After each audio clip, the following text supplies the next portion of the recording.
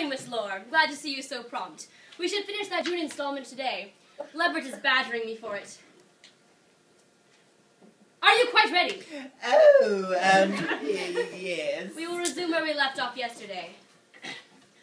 Kate, with a sigh, rose from his knees and... Excuse me, you mean rose from her knees instead of his, don't you?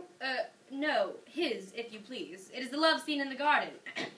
Rose from his knees, where, blushing with youth's bewitching coyness, she had rested for a moment after Cortland had declared his love.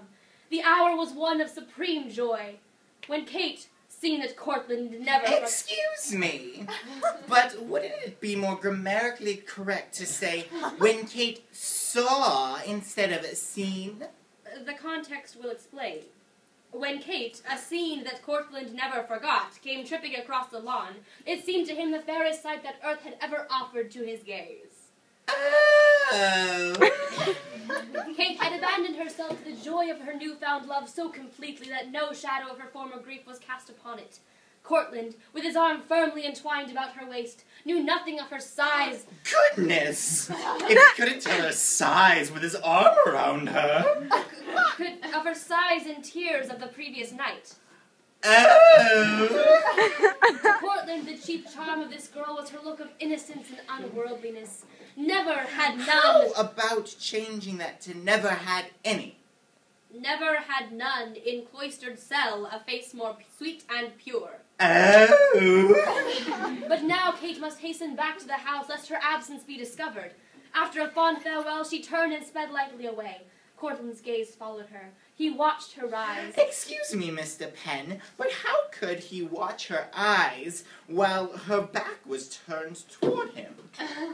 Possibly you would gather my meaning more intelligently if you would wait for the conclusion of the sentence. Watched her rise as gracefully as a fawn as she mounted the eastern terrace. Oh! And yet Cortland's position was so far above that of this rustic maiden that he dreaded to consider the social upheaval that would ensue should he marry her. In no uncertain tones, the traditional voices of his caste and world cried out loudly for him to let her go. What should follow? I'm sure I can't say, Mr. Penn, unless you would like to add some Gallagher. Pardon me, I was not seeking to impose upon you the task of a collaborator. Kindly consider the question a part of the text. Oh! On one side was love and Kate. On the other side his heritage and social position and family pride. Would love win? Love that poets tell us will last forever. That's a good long stretch. Perhaps you better knock off for a bit. I said, Miss Lore, we've been at it for quite a long time. Wouldn't you like to knock off for a while? Oh, you were addressing me. I put what you said down. I thought it belonged in the story. It seemed to fit all right.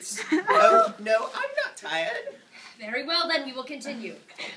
In spite of these qualms and doubts, Cortland was a happy man. That night at the club, he silently toasted Kate's bright eyes in a wine of the rarest vintage. Afterward, he set out for a stroll with, as Kate on... Excuse me, Mr. Penn, for venturing a suggestion, but you don't you think you might state that in a less coarse manner? I'm afraid I failed to understand you. His condition. Why not say he was full or intoxicated? It would be much more elegant than the way you expressed it. Will you kindly point out, Miss Lore, where I had intimated that Cortland was full, if you prefer the word? It is right here. Afterwards, he set out for a stroll with a skate on. Ah, and now will you kindly take down the expurgated phrase. Afterward, he set out for a stroll with, as Kate on one occasion had fancifully told him, her spirit leaning upon his arm. Oh! Chapter 34, heading, What Kate Found in the Garden. That fragrant summer morning brought gracious tasks to all. The bees were at the honeysuckle blossoms on the porch. Kate, singing a little song, was training the riotous branches of her favorite woodbine. The sun himself had rose. Should I say had risen? The sun himself had rows of blushing pinks and bollyhocks and hyacinths, waiting that he might dry their dew-drenched cups. The earliest Polly, scattering the birds from its pathway like some marauding cat, brought Cortland over from Oldport. He had forgotten his fare.